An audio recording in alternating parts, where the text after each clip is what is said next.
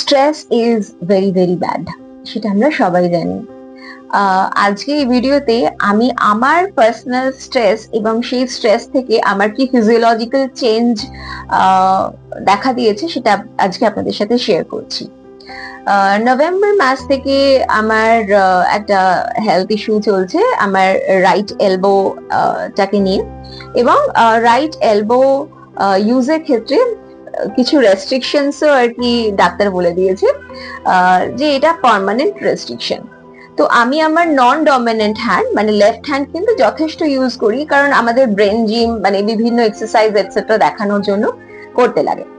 তো কিন্তু যখন আর কি ডাক্তার বলে দিয়েছে যে এই রেস্ট্রিকশনস গুলো পার্মানেন্ট এবং আপনাকে এই ব্যাপারটা, আপনার এই হেলথ ইস্যুটা আপনার সাথে সারা জীবনই থাকবে, তো তখন কিন্তু আমার সাবকনশিয়াস সমস্ত বোঝা আমার লেফট শোল্ডারকে দিয়ে দিয়েছে।